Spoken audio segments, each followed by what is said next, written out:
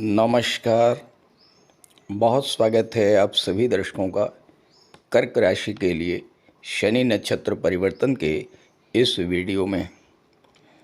कर्म फलदाता न्याय के देवता शनिदेव 17 मई को नक्षत्र परिवर्तन करके अपने मित्र बुध के नक्षत्र रेवती नक्षत्र में गोचर कर चुके हैं।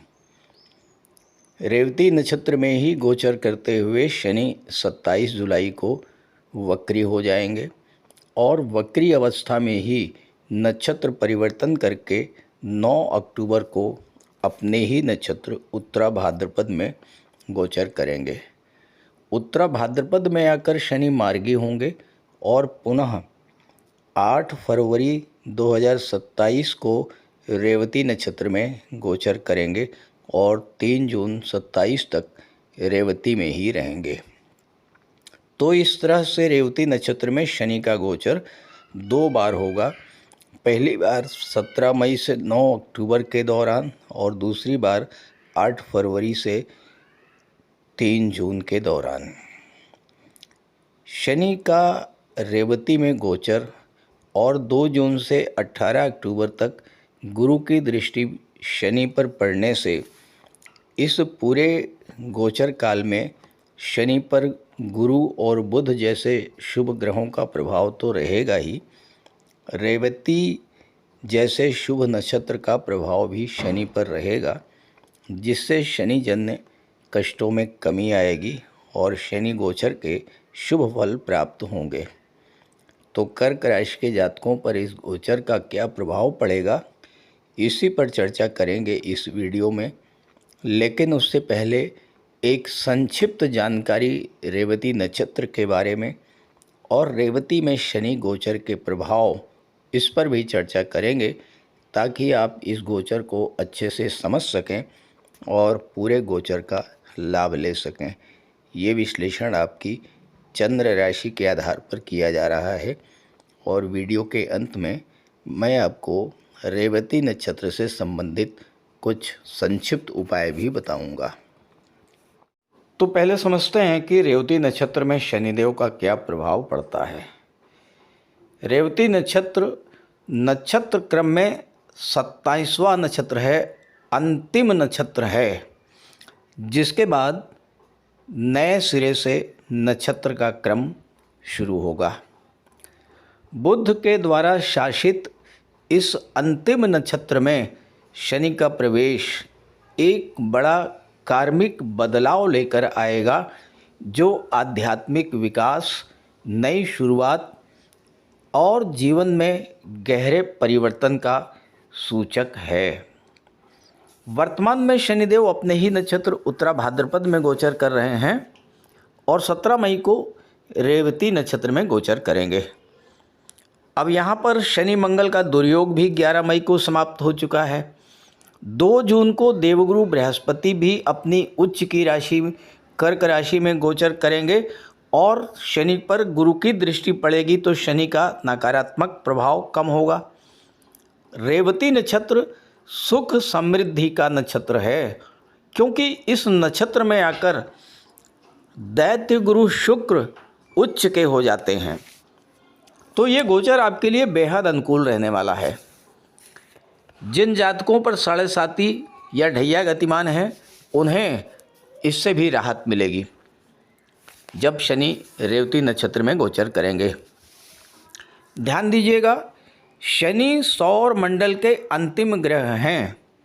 रेवती 27 नक्षत्रों में अंतिम नक्षत्र है, तो अंतिम ग्रह अंतिम नक्षत्र में जा रहा है और रेवती शनि का जन्म नक्षत्र भी है।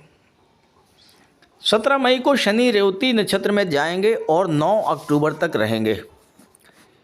चूँकि बीच में शनि वक्री भी होंगे, 27 जुलाई को वक्री हो जाएंगे और वक्री अवस्था में ही नक्षत्र परिवर्तन करेंगे और 9 अक्टूबर को अपने ही नक्षत्र उत्तरा भाद्रपद में आ जाएंगे। फिर उत्तरा भाद्रपद में ही मार्गी होंगे और 8 फरवरी 27 से 3 जून 27 तक पुनः रेवती नक्षत्र में गोचर करेंगे।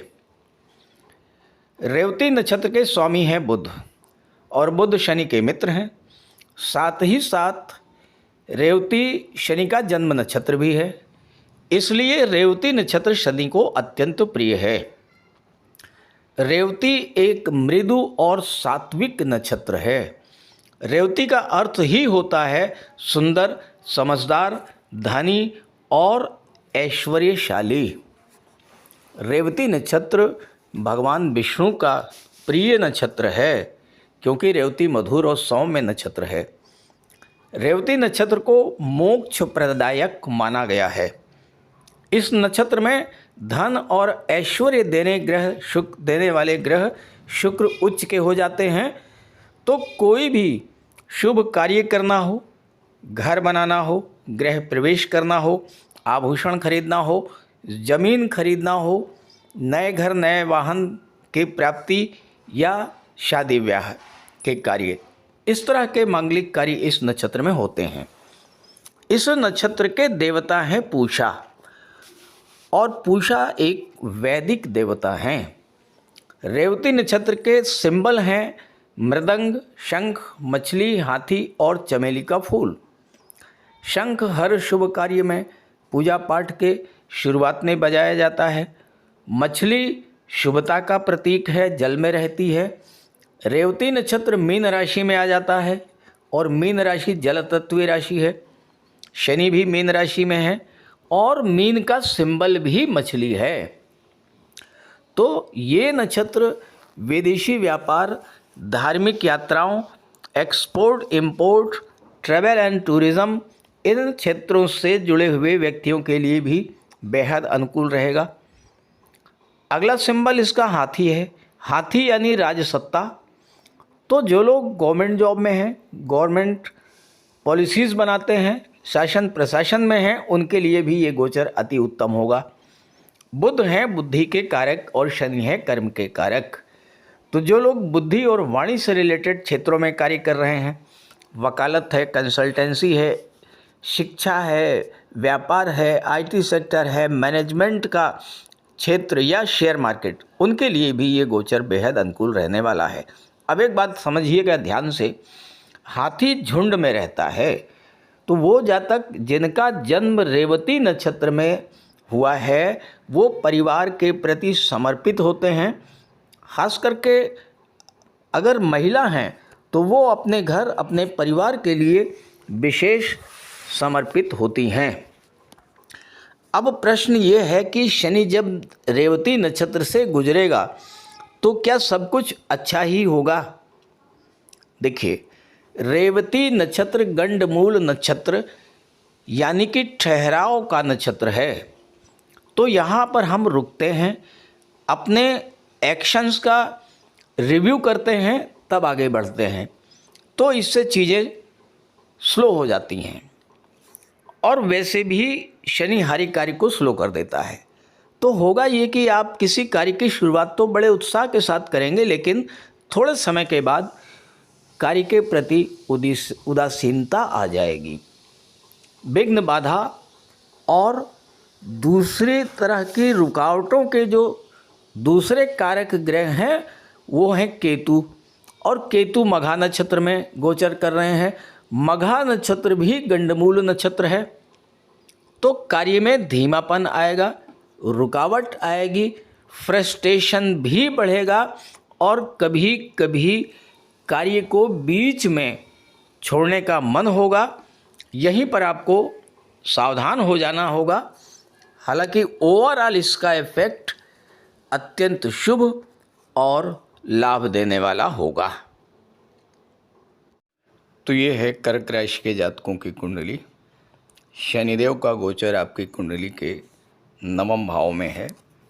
यहाँ पर 7वें भाव के स्वामी और 8वें भाव के स्वामी होकर शनि 9वें भाव में गोचर कर रहे हैं, और शनि की तीसरी दृष्टि लाभ के भाव पर, 7वीं दृष्टि पराक्रम के भाव पर और 10वीं दृष्टि छठे भाव पर पड़ेगी। अब रेवती नक्षत्र के बारे में तो आपने अच्छे से समझ लिया। रेवती नक्षत्र के स्वामी हैं बुध और बुध शनि के परम मित्र हैं। तो इस गोचर काल में जब भी बुध और शनि का संबंध बनेगा तो उस भाव से संबंधित शुभ फल आपको प्राप्त होंगे। अब देखिए 15 मई से 29 मई तक बुध रहेंगे 11वें भाव में, शुक्र की राशि में रहेंगे, लाभ के भाव में रहेंगे, शनि की दृष्टि पड़ेगी बुध पर, तो यहाँ आपको 11वें भाव से संबंधित लाभ प्राप्त होंगे। इसके बाद 22 जून को बुध आपके लग्न भाव में आ जाएंगे और 7 जुलाई तक यहाँ रहेंगे। 7 जुलाई को बुध वक्री अवस्था में राशि परिवर्तन करेंगे, मिथुन राशि में चले जाएंगे 12वें भाव में, और 5 अगस्त को पुनः मार्गी अवस्था में आपके लग्न भाव में आएंगे। तो आपके लग्न के भाव में बुध का गोचर 2 बार होगा, 22 जून से 7 जुलाई और 5 अगस्त से 22 अगस्त। तो यहाँ पर क्या होगा, शनि और बुध एक दूसरे से नवम पंचम का योग बनाएंगे, एक दूसरे से त्रिकोण पर होंगे, तो लग्न भाव और नवम भाव ये दोनों एक्टिवेट होगा। सबसे महत्वपूर्ण बात क्या है कि देवगुरु बृहस्पति का गोचर भी लग्न भाव में ही होगा और गुरु की दृष्टि शनि पर पड़ेगी, गुरु और बुध की युति बनेगी, ज्ञान और बुद्धि का संगम होगा आपके लग्न के भाव में। इसके बाद 7 सितंबर को पराक्रम के भाव में आ जाएंगे बुध और शनि की दृष्टि बुध पर पड़ेगी और 26 सितंबर तक यहाँ पर बुध रहेंगे। यहीं तक चर्चा करेंगे इस वीडियो में, क्योंकि इसके बाद 9 अक्टूबर को शनि नक्षत्र परिवर्तन करके उत्तरा भाद्रपद में अपने ही नक्षत्र में आ जाएंगे, तो उस गोचर पर बाद में चर्चा करेंगे। अभी फ़िलहाल 9 अक्टूबर तक चर्चा करते हैं। तो इसका क्या लाभ मिलेगा, इसका क्या प्रभाव पड़ेगा, आप ये समझिए। शुक्र की राशि में है बुध, शनि की दृष्टि है और शनि रेवती नक्षत्र में है, तो आपकी कुंडली के 11वें भाव में शनि, बुध, शुक्र और रेवती नक्षत्र की ऊर्जा का संचार होगा। तो 11वां भाव जागृत होगा। जब 11वां भाव जागृत होगा तो 11वां भाव क्या है, 11वां भाव आपकी इनकम का होता है। तो आपकी इनकम में वृद्धि होगी, आय के नए नए साधन बनेंगे, extra source of income generate होंगे। और चूंकि बुध 12वें भाव के स्वामी हैं, तो विदेशों से और विदेशी व्यापार से शनि और बुध का संबंध बन रहा है। शनि सप्तम के स्वामी हैं, बुध 12वें के स्वामी हैं, तो विदेशी व्यापार, एक्सपोर्ट इंपोर्ट, इस तरह के कार्यों से आपको नए नए आय के स्रोत बनेंगे। बुध थोड़े ही दिन के लिए यहाँ पर रहेंगे, लेकिन बुध की दृष्टि पड़ेगी पंचम भाव पर। पंचम भाव क्या होता है, पंचम भाव होता है शिक्षा का, और बुध बुद्धि के कारक हैं, इंटेलिजेंस के कारक हैं, आपके निर्णय क्षमता के कारक हैं बुध का। और 2 जून के बाद गुरु का, क्योंकि गुरु की दृष्टि भी पंचम पर पड़ेगी, तो आप की बुद्धि और आपका ज्ञान दोनों पंचम भाव में होगा। और पंचम भाव के स्वामी कौन है, मंगल हैं, तो आपका पराक्रम भी पंचम भाव में ही होगा। यानी कहने का तात्पर्य ये है कि छात्रों के लिए समय बेहद अनुकूल रहेगा। 15 मई के बाद हो सकता है कि आपका कोई एग्ज़ाम या इंटरव्यू इस गोचर काल में पड़े और उसमें आपको सफलता मिले, क्योंकि छठे भाव के स्वामी देवगुरु बृहस्पति आपके लग्न में बैठे हैं। नौकरी किसे मिलेगी? आपको मिलेगी। या एज ए प्रोफेशनल कोई काम शुरू कौन करेगा?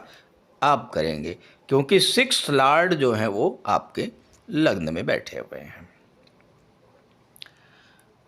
दूसरी बात, बुध फास्ट मूविंग प्लेनेट हैं, अत्यंत तीव्र गति से गतिमान होते हैं और जितना तेजी से गतिमान होते हैं उतना ही तेजी से अपना फल भी प्रदान करते हैं। अब बुध हैं शेयर मार्केट के कारक और बुध की दृष्टि पड़ रही है पंचम भाव पर, जो कि शेयर मार्केट का होता है। जो लोग शेयर मार्केट से जुड़े हुए हैं, अचानक से 15 मई से 29 मई के बीच में शेयर मार्केट से कोई बड़ा लाभ मिलने का योग बन रहा है। चाहे वो किसी पुराने निवेश से आपको बड़ा लाभ मिले या इस समय कोई आप निवेश करें और उस निवेश का आगे चल करके बड़ा लाभ आपको मिले। हालांकि पंचम के स्वामी मंगल हैं और मंगल जल्दबाजी के कारक होते हैं, तो यहाँ जल्दबाजी का कोई काम नहीं है। अपने फाइनेंशियल एडवाइज़र की राय लेकर के आप निवेश कीजिएगा। हाँ, इस बात में कोई दो राय नहीं है कि निवेश से या शेयर मार्केट से आपको बहुत अच्छा लाभ मिलेगा। अब आइए 22 जून की स्थिति पर। 22 जून में गुरु और बुध होंगे लग्न के भाव में, दोनों की दृष्टि पड़ेगी सप्तम भाव पर और सप्तम भाव के स्वामी हैं शनि। तो सप्तम भाव में गुरु, बुध, शनि और रेवती नक्षत्र, इनकी ऊर्जा का संचार होगा। तो सप्तम भाव से संबंधित लाभ आपको मिलेंगे और बहुत तेज़ी के साथ मिलेंगे। और ये गोचर 2 बार होगा, 22 जून से 7 जुलाई के बीच में और फिर 5 अगस्त से 22 अगस्त के बीच में। इन दोनों कालखंडों में आपको सप्तम भाव से संबंधित कई बड़े लाभ मिलने जा रहे हैं। सप्तम भाव क्या है? सप्तम भाव है विवाह का। तो कर्क राशि के वो जातक जो कि विवाह के इच्छुक हैं और काफ़ी लंबे समय से विवाह नहीं हो पा रहा था, विवाह में निरंतर देरी होती जा रही थी, क्योंकि 7th लॉर्ड हैं शनि और शनि हर कार्य को धीमा कर देते हैं।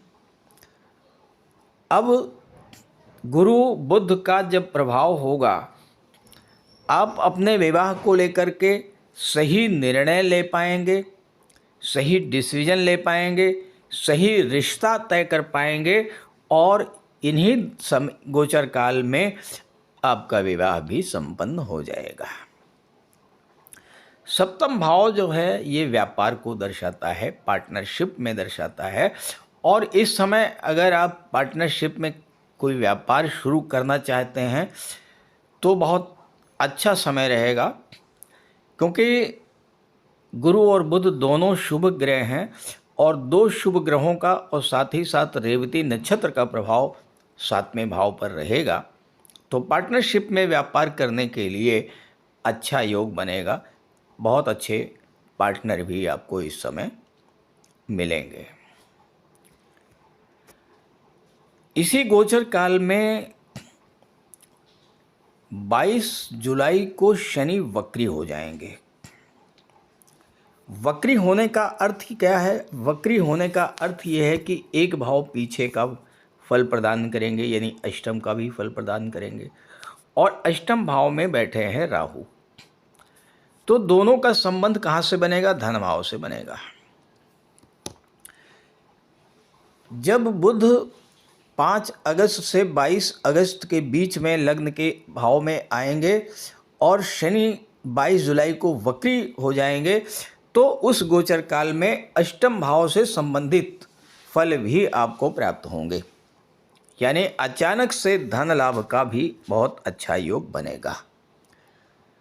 कोई डूबा हुआ पैसा आपको मिल सकता है, इंश्योरेंस या मार्केटिंग के क्षेत्र से पैसा आपको मिल सकता है।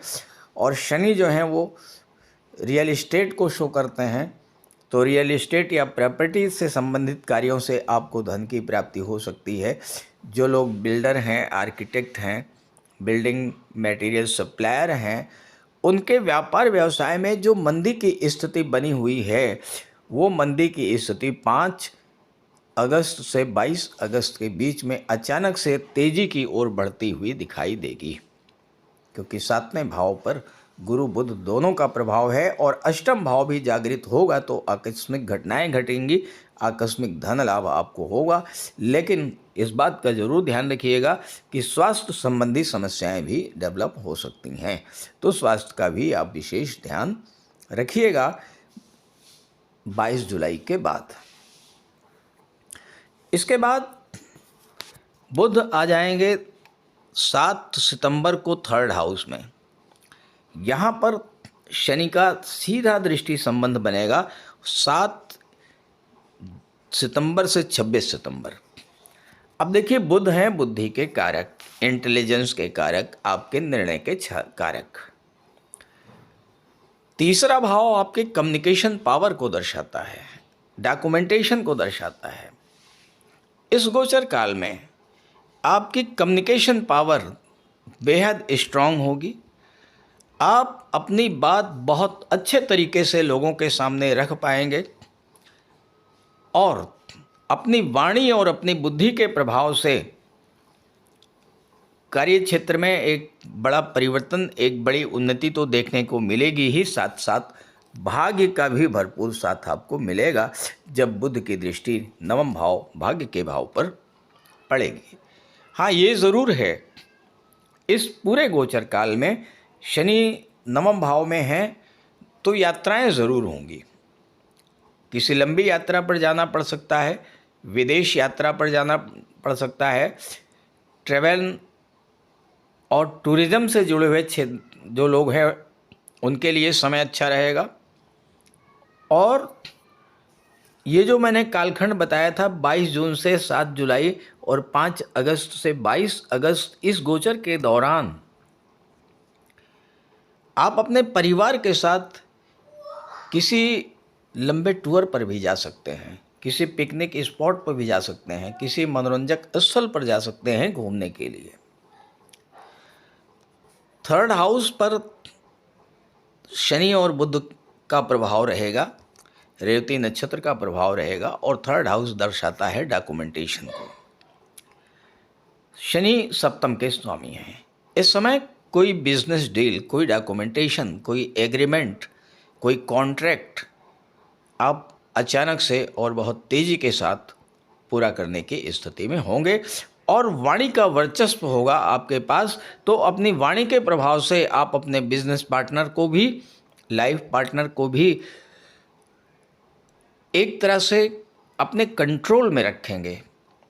आपकी बात लोग मानेंगे और आपके द्वारा जो दिशा निर्देश दिया जाएगा, जो डायरेक्शंस दी जाएंगी, उस पर वो कार्य करेंगे। तो कुल मिलाकर के ये जो गोचर है, शनि और बुध का जो रिलेशन बन रहा है, थोड़ा ही समय है, 15-20 दिन का है, लेकिन पहले से आप मेंटली प्रिपेयर्ड रहेंगे तो इस गोचर का पूरा लाभ ले पाएंगे। अब रेमेडीज़ क्या करनी है ये भी समझ लें। किसी नक्षत्र से अगर आपको लाभ लेना है तो उसके जो संकेत चिन्ह हैं, जो सिंबल्स हैं, वो अपने पास रखिए। अब रेवती नक्षत्र के सिंबल क्या हैं? मृदंग, शंख, मछली, हाथी और चमेली का फूल। तो अपने पूजा घर में आप मृदंग और शंख रख सकते हैं। हाथी की या ऐरावत की एक फ़ोटो लगा सकते हैं। अगर संभव हो तो एक छोटा सा एक्वेरियम रख सकते हैं या फिर किसी नदी या तालाब के पास जा कर के मछलियों को आटा वगैरह भी आप खिला सकते हैं। और चमेली का फूल तो आप अर्पित करते रहिए, भगवान गणेश जी की आराधना करते रहिए। गणेश जी के मंदिर में जा कर के गणेश जी को दूर्वा अर्पित कीजिए, गणेश अथर्व स्तोत्र का पाठ कीजिए, और सबसे बड़ी बात, गौ माता की सेवा करिए, पक्षियों को दाना और जल दीजिए, और अपने घर के आसपास हरियाली रखिए। ये सब करेंगे तो आपको रेवती नक्षत्र के सभी शुभ फल प्राप्त होंगे। अब यहाँ पर ये जनरल प्रेडिक्शन है, क्योंकि कर्क राशि के करोड़ों जातक हैं और मुझे नहीं मालूम कि आपकी जन्म कुंडली में शनि बुध गुरु या अन्य ग्रहों की क्या स्थिति है। तो अगर आप ये जानना चाहते हैं तो इसी वीडियो के डिस्क्रिप्शन बॉक्स में भी मैंने अपना व्हाट्सएप नंबर दे दिया है, स्क्रीन पर भी मैं अपना नंबर आपको दे दे रहा हूँ 9058144128। तो आप इस नंबर पर संपर्क कर सकते हैं। नमस्कार।